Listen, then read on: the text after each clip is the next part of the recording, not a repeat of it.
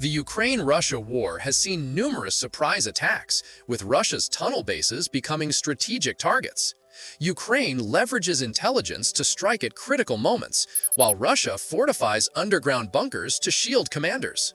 In 2025, a Ukrainian JDAM strike on a Russian tunnel base during a high-level generals meeting shifted the war's tide, shocking the region. Below is the account of this confrontation, from a perfectly timed ambush to an outcome that left the world reeling. On a chilly evening in 2025, in a forest near the Belgorod border, Russian generals gathered in a secret tunnel base to plan strategy. Ukraine, tracking via intelligence, waited for all to enter. Ukrainian reconnaissance drones hovered silently, confirming targets. Suddenly, a 900kg JDAM bomb from a Ukrainian Su-27 screamed down, piercing thick concrete. The explosion shook the earth, debris flying like a tempest, and the base collapsed in flames. Alarms blared across Russia. Rescue teams frantically dug, but the damage was catastrophic. The battlefield turned into a fiery abyss, setting the stage for a brutal infrastructure war. Russia retaliated instantly, launching Iskander missiles from nearby bases, pounding Ukrainian positions in Kharkiv with devastating force. Russian Su-34 jets roared in, dropping bombs on Ukrainian bunkers, shaking the city. Ukraine countered with lightning ambushes, using suicide drones to incinerate Russian convoys. A ferocious air battle erupted, with jets from both sides clashing in deadly chases. Black smoke choked the sky, relentless explosions rocking the ground, transforming the border into a chaotic war zone where every minute pulsed with danger. The conflict surged into chemical warfare with terrifying speed. Enraged by the loss of generals, Russia deployed sarin gas in Ukrainian areas, causing mass poisoning. Ukraine retaliated by destroying Russian chemical depots near the border, using viruses to trigger storage tanks. In the skies, drones collided, exploding in fireballs that lit up the night. Russian hypersonic missiles targeted Kyiv, but Ukraine's advanced defenses intercepted most, debris raining like a storm. The war expanded as allies joined, turning the border into a multi-layered flashpoint where chemicals and firepower fused in chaos. Russia launched a massive ground offensive, aiming to seize Ukrainian cities and cut supply lines. Tank convoys rolled in, sparking ferocious urban battles. Ukraine countered with rapid ambushes, using JDAM bombs to obliterate Russian armor. A massive explosion destroyed a Russian weapons depot, triggering floods and displacing thousands. Neighboring nations were drawn in, with Poland bolstering borders.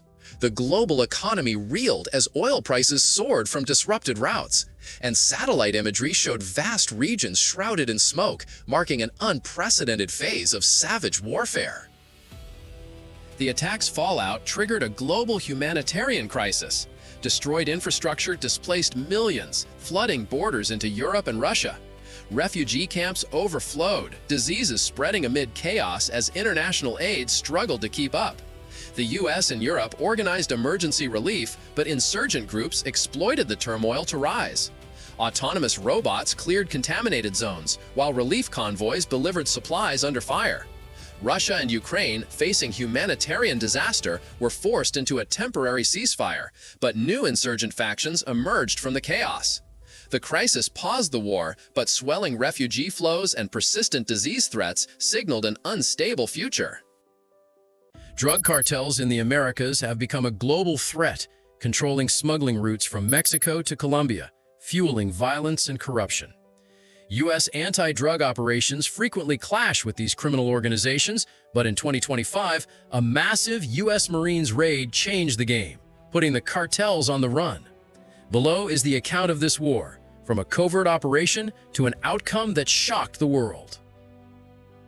On a moonless night in 2025, the U.S. Marines launched the largest raid in history, with thousands of elite troops storming cartel strongholds in Mexico, Colombia, and Honduras simultaneously. C-130 transport planes dropped paratroopers into dense jungles, while fast amphibious ships hit the coasts. Caught off guard by the scale of the attack, cartels scrambled to activate defenses, but U.S. drones obliterated guard posts with guided missiles. A massive explosion rocked a cocaine factory in Tijuana, black smoke blotting out the sky. Marines charged in, engaging in ferocious firefights with heavily armed cartel gunmen, turning neighborhoods into blood-soaked battlefields. The cartels had no time to flee, and the hunt was on. The cartels struck back, using tunnel networks and armored vehicles to resist.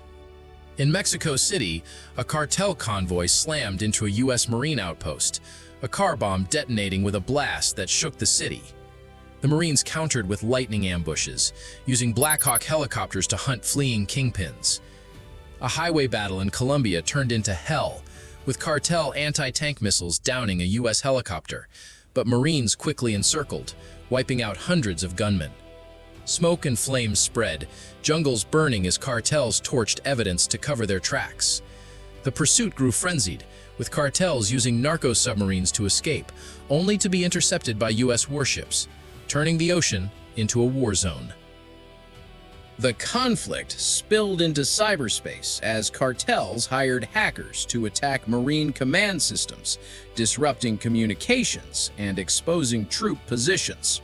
The U.S. retaliated by destroying cartel servers in Panama, using viruses to seize hidden bank accounts. In the skies, cartel drones struck U.S. bases in Texas, but American air defenses shot them down in a rain of fire. The war expanded as U.S. allies in South America joined, surrounding cartel hideouts in Brazil.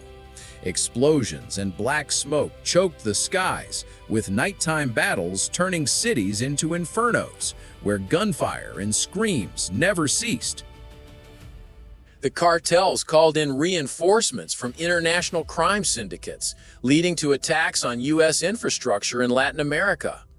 A massive explosion destroyed an oil pipeline in Venezuela, sparking widespread fires. The Marines responded with rapid raids on cartel training camps in Honduras, using guided missiles to eliminate targets from afar. The war spread to border regions, with fierce battles in Mexico shaking frontier cities.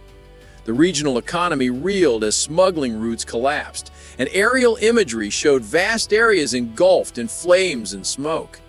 In a desperate move, cartels deployed chemical weapons, but Marines in protective gear swiftly neutralized the threat, turning the conflict into a living nightmare. The raid's fallout triggered a global crime crisis as cartels retaliated by sabotaging shipping routes, causing shortages of drugs and goods in Europe and the U.S. Nations scrambled to cooperate in rebuilding, with international task forces hunting remaining kingpins. Autonomous robots were deployed to clean up chemically contaminated zones, while relief ships delivered supplies to affected communities. The U.S. and surviving cartels, facing massive losses, paused hostilities to recover. But the region remained littered with wreckage, with new criminal groups rising from the ashes. The crisis temporarily halted the war, but emerging tensions and persistent crime threats signaled a chaotic future. The South China Sea has long been a flashpoint for U.S.-China tensions, with U.S. carriers frequently facing aggressive Chinese submarines and fleets.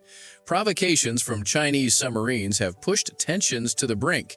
In 2025, a Chinese submarine's audacious surfacing next to a U.S. aircraft carrier sparked a ferocious conflict, triggering a cascade of events that stunned the world.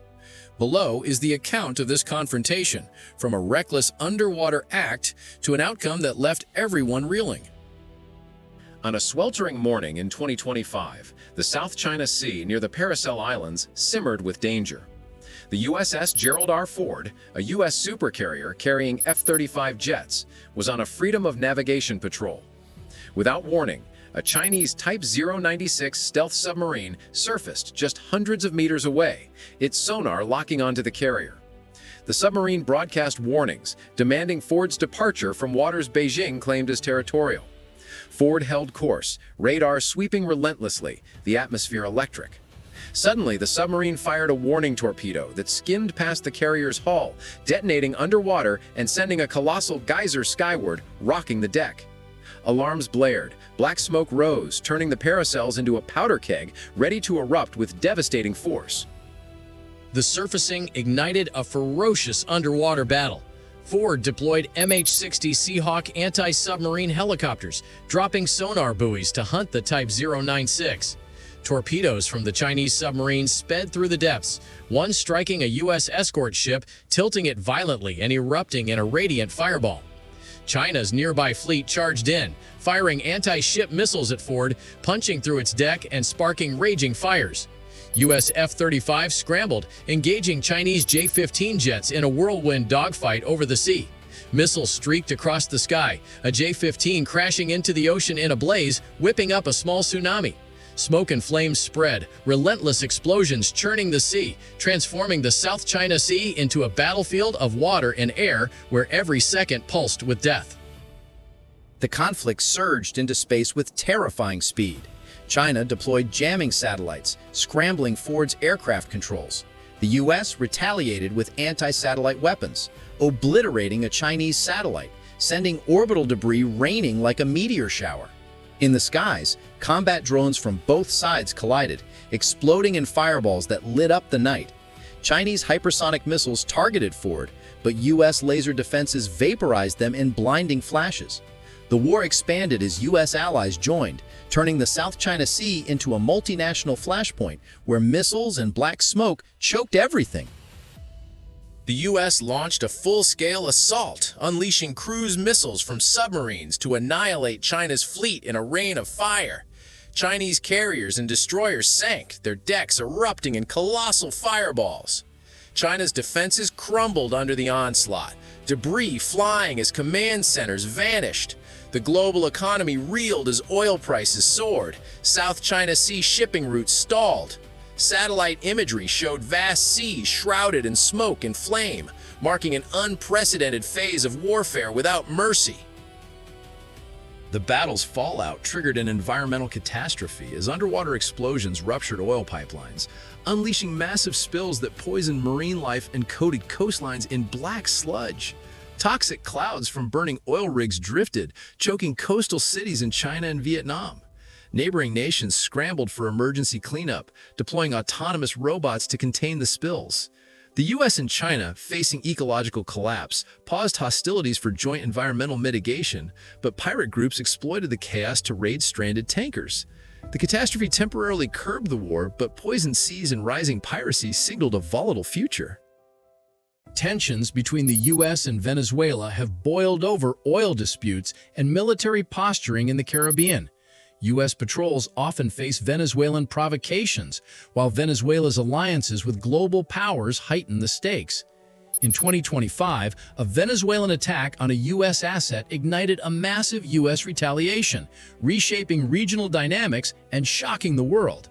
Below is the account of this confrontation, from a daring provocation to its explosive global fallout. On a sweltering afternoon in 2025, Venezuelan forces launched a surprise assault on a U.S. oil platform off the coast of Guyana, seizing it with commandos dropped from helicopters. The platform erupted in chaos as Venezuelan troops overpowered guards, alarms blaring across the waves. U.S. radar detected the incursion, but Venezuelan fighter jets swooped in, firing warning shots at approaching U.S. patrol boats. The atmosphere crackled with electricity as Venezuelan submarines surfaced, their missiles locked on.